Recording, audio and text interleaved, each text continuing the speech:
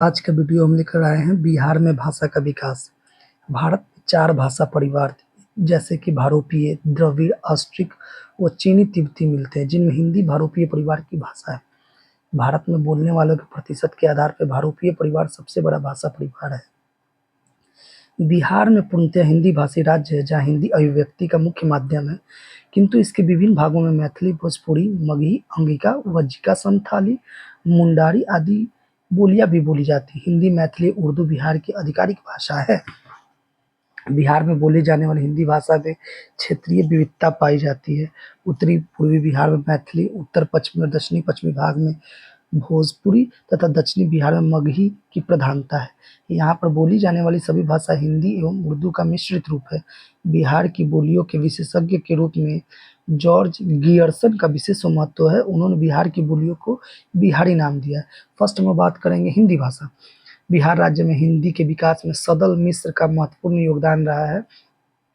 सदल मिश्र बिहार के एकमात्र अध्यापक थे, जिन्होंने फोर्ट विलियम कॉलेज कलकत्ता में देसी भाषा में पुस्तक तैयार करने हेतु चुने गए थे। स्वतंत्रता के पश्चात 1950 ईस्वी में हिंदी को बिहार की राजभाषा घोषित की गई। हिंदी भाषी राज्य होने के कारण बिहार में हिंदी भाषा एवं साहित्य को विशेष प्रोत्साहन दिया गया है। सेकेंड है हमारा उर्दू भाषा। बिहार में उर्दू भाषा का प्रारंभ लगभग 13वीं से 14वीं शताब्दी के मध्य माना जाता है, किंतु इसका विकसित रूप 17वीं शताब्दी में देखने को मिलता है।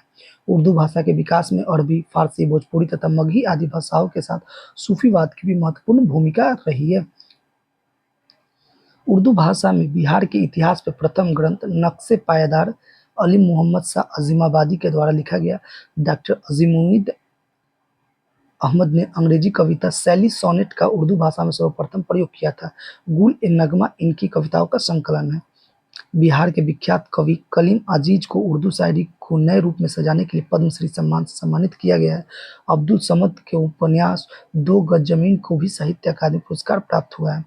बिहार में वर्ष 1981 में उर्दू को द्वितीय राजभाषा का दर्जा दिया गया। नेक्स्ट हम लोग देखेंगे मैथिली।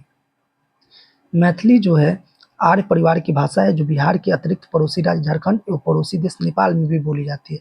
पहले मैथिली भाषा को मिथिलाक्षर या कैथी लिपि में लिखा जाता था, जो बंगला एवं असमिया लिपियों से कुछ समानता रखती थी, परंतु वर्तमान में यह देवनागरी लिपि में लिखी जाती है। मैथिली बिहार के मिथिलांचल क्षेत्र की भाषा है, जिसका आरंभ ज्योतिश्वर ठाकुर की रचना वर्ण रत्नाकर से माना जाता है। महाकवि विद्यापति मैथिली साहित्य के महत्वपूर्ण रचनाकार रहे हैं। कीर्तिलता, कीर्ति पताका, पुरुष परीक्षा, गोरक्षा विजय, पदावली आदि विद्यापति की प्रमुख रचनाएं हैं।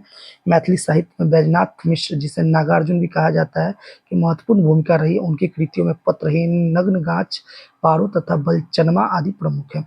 मैथिली का प्रथम रामायण जो है, मैथिली का प्रथम प्रमाण रामायण में प्राप्त होता है, जिसमें मिथिला के नरेश राजा जनक की राजभाषा मैथिली थी।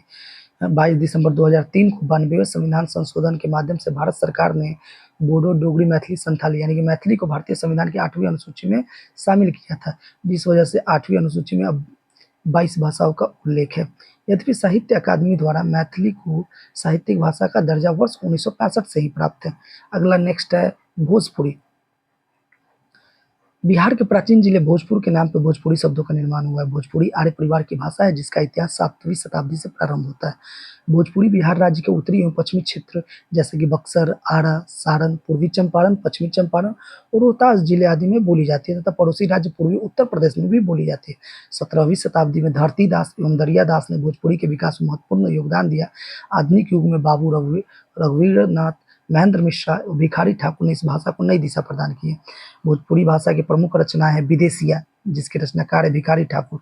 फिर है अर्जुन जिंदा है, जिसके रचनाकार है मधुकर मिश्रा। फिर है फिरंगिया बोरोहिया, जिसके रचनाकार है मनोरंजन जी। फिर है कैकेयी ऋतुवंश ज्वाला, जिसके रचनाकार है पंडित केदारनाथ मिश्र प्रभात। फिर एक रचना है नदी फिर बह चली, हिमांशु श्रीवास्तव। भोजपुरी भाषा भारत के अलावा Mauritius, Trinidad and Tobago, Fiji, Guyana तथा सुरीनाम आदि देशों में भी बोली जाती है। वर्तमान में भोजपुरी को संविधान की 8वीं अनुसूची में शामिल कराने हेतु प्रयास किए जा रहे हैं। अगला है नेक्स्ट मगही। मगही भाषा का विकास मगधी से हुआ है, जो प्राचीन काल में मगध साम्राज्य की प्रमुख भाषा थी। इसे धार्मिक भाषा के रूप में मान्यता प्राप्त थी, क्योंकि महावीर और गौतम बुद्ध दोनों उपदेशकों ने मगधी को अपना उपदेश की भाषा बनाया था। बुद्ध ने भाषा की प्राचीनता के प्रश्न पर स्पष्ट कहा था कि मगधी मूल भाषा अतः मगही मूलतः मागधी भाषा से विकसित हुई है। बिहार राज्य में यह भाषा जो है पटना, गया, जहानाबाद, औरंगाबाद, नवादा, नालंदा, अरवल, लखीसराय, शेखपुरा एवं जमुई जिले में बोली जाती है। मगही भाषा के प्रथम कवि ईशान हैं। महाकवि योगेश आधुनिक मगही के सबसे लोकप्रिय कवि माने जाते हैं। मगही का पहला महाकाव्य गौतम महाकवि योगेश द्वारा वर्ष 1960-62 के मध्य लिखा गया था। मगही भाषा में विशेष योगदान हेतु वर्ष 2002 में डॉक्टर रामप्रसाद सिंह को साहित्य अकादमी भाषा सम्मान दिया गया था। आधुनिक युग में मगही भाषा के विकास में लक्ष्मी नारायण पाठक का भी महत्वपूर्ण योगदान रहा है। सुरेश दुबे को मगही भाषा का शैली कहा जाता है। मगही भाषा के रचनाकारों में हरिहर पाठक, राम रहस्य साहेब, भैयानंद, बाबा करमदास, चतुर्भुज मिश्र, श्रीधर मिश्र, वेदनाथ, जलगोविंद दास आदि प्रमुख है। अगला है नेक्स्ट अंगिका। अंगिका शब्द अंग से बना। अंग प्रदेश वर्तमान में भागलपुर के आसपास का क्षेत्र है और वहीं पर बोले जाने वाली भाषा को अंगिका नाम दिया गया जो भारतीय आर्य भाषा है।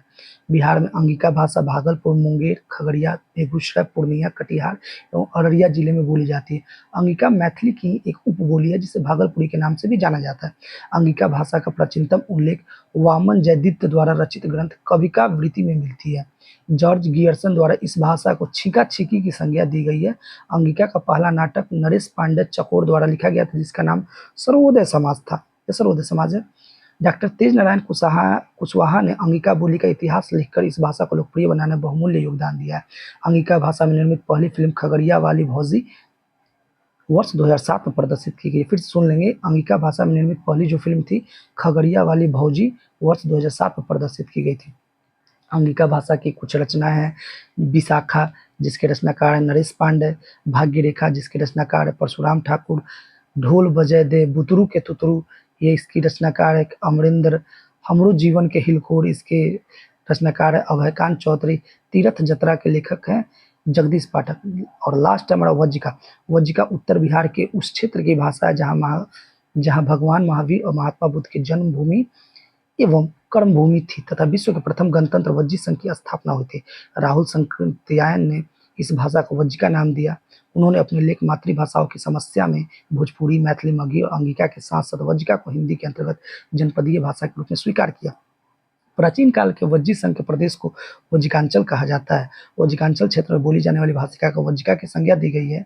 वज्जिका भाषा मुजफ्फरपुर, वैशाली, समस्तीपुर, सीतामढ़ी, चंपारण, दरभंगा, शिवहर तथा मधुबनी सहित नेपाल के कुछ क्षेत्रों में बोली जाती है।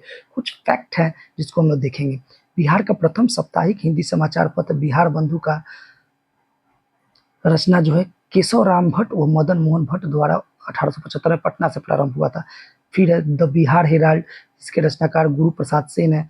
फिर है द बिहारी जिसके रचनाकार महेश प्रसाद है। फिर है बिहार का पहला हिंदी दैनिक समाचार पत्र सर्वहितैषी जो 1880 में पटना से प्रकाशित हुआ। फिर है दरभंगा से आर्यावर्त समाचार पत्र का प्रकाशन होता था। बिहार राज्य का पहला उर्दू समाचार पत्र नूरुल अनवार जिसे आरा से मोहम्मद हाशिम द्वारा प्रकाशित किया गया था।